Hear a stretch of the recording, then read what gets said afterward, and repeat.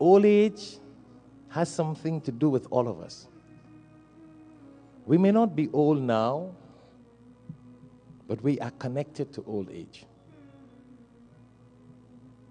Some of us don't really understand that reality because we feel strong, we feel healthy, and we got everything. Life is very, very, very interesting. If you're wealthy, you may not necessarily lose your wealth before you die. You may have enough wealth to pass on, and generations pass on, right? But for sure, you're not going to take that wealth with you in the grave. So that's one point. I want to strike something to do with old age. And I want all our viewers who are looking worldwide and viewing this, just ponder a little bit. And then we're going to go into some Quranic verses and sayings of the Prophet ﷺ and see what Allah says and what the Rasul ﷺ says about old age. So, you may have a degree as a doctor. You don't really lose that. You may have a degree as an engineer.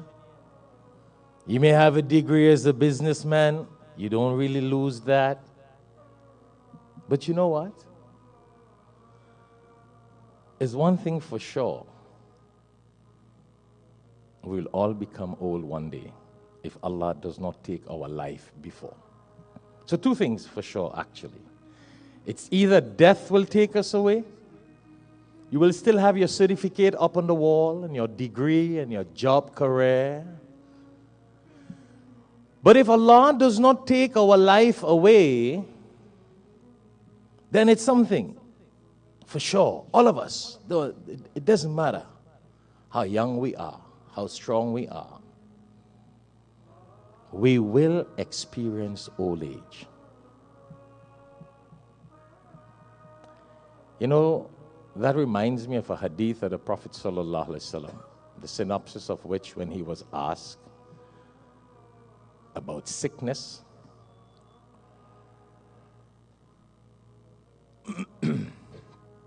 he mentioned that for every marid, for every sickness, for every marad, for every sickness, Allah has created a cure.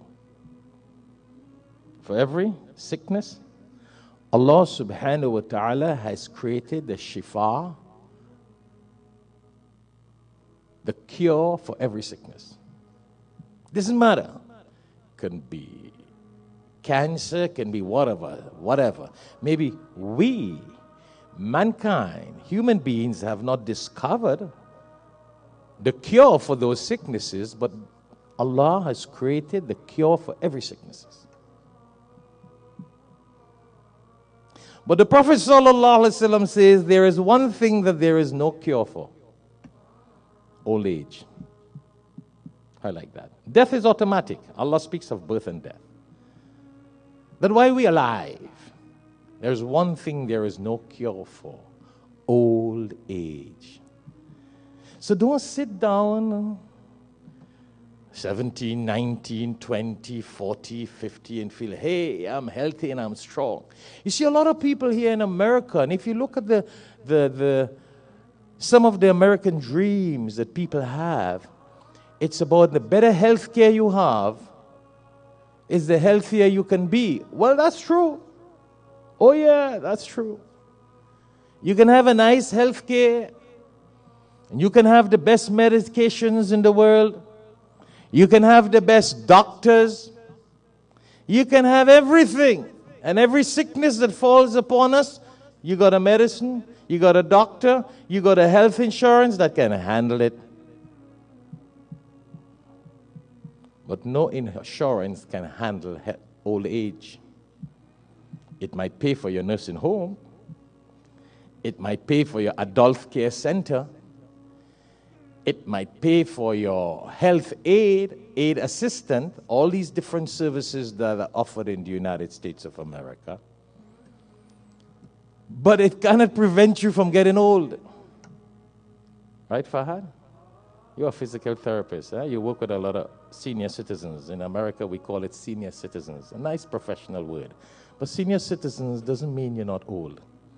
It's a nice word when you get old. And as young as we are, we have to face that consequences. And a lot of us don't ponder on that. We don't. We really don't. The reality of old age.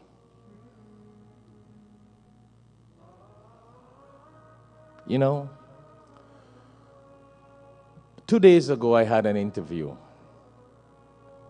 and I've been sharing this with some of the students and the people in the dhikr last night. And again, that's why we try to tell some of you, come on Thursday nights. It's a spiritual night. It's the holiest night of the week. You know, in the month, in the year, you got the most virtuous or the most powerful night in the year. What night is that? Laylatul Qadr. And in the year, you got the most virtuous day in the year. And what day is that? Arafah, the day of Hajj. So in the year, you got the most virtuous night, Laylatul Qadr. In the year, you got the most virtuous day, Yawmul Arafah.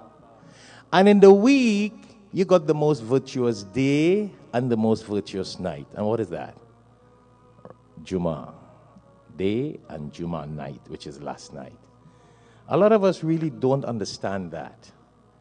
And I say we don't understand that because we don't. Most of us, a few do. We rush for Laylatul Qadr once a year, not even sure if we will get it. Listen, because the Prophet ﷺ says that you got to seek it. Nobody knows which is the night of power, the greatest night of the year. So we got to seek it in the last 10 nights of Ramadan. But we are sure that the greatest day of the week is Yawmul Jummah. You don't have to seek it. It's right here. But we don't appreciate it. We are sure that the greatest night of the week is Laylatul Jummah, the night of Jummah, which is last night. That's why you see we here at Darul Uloom try to do a lot of Quran, do a lot of dhikr, remind ourselves, because it's the greatest night of the week. And you got 52 of that. As opposed to you trying to get that Laylatul Qadr in Ramadan and you're not even sure if you get it. You see what a bunch of high-tech intellectuals we are? We miss the days and we miss the point. And then we get very old and we regret it. That's why I remind myself and I remind you, Thursday night, Yawmul Jummah. Yeah, the Prophet ﷺ says about Laylatul Qadr, if you get it, 83 years plus of blessings. But we know for sure you do get Yawmul Jummah. And the Prophet ﷺ says, on this day of Jummah, there is a sa', there is an hour, that whatever you ask Allah for, it's granted. Subhanallah. How many of us, you and I, let's be very honest. You could lie to me, but you can't lie to Allah. How many of us really, from Thursday night last night and today, you look for that 1 hour, or you do a lot of good deeds beginning from sunset last night to sunset today to get that 1 hour and that promised hour and acceptance and qubuliyat from Allah? Why are you waiting for old age to do that? When you get old, you might be on medication. You may not be able to get up to make the dua. We are sure about this, but we don't appreciate it.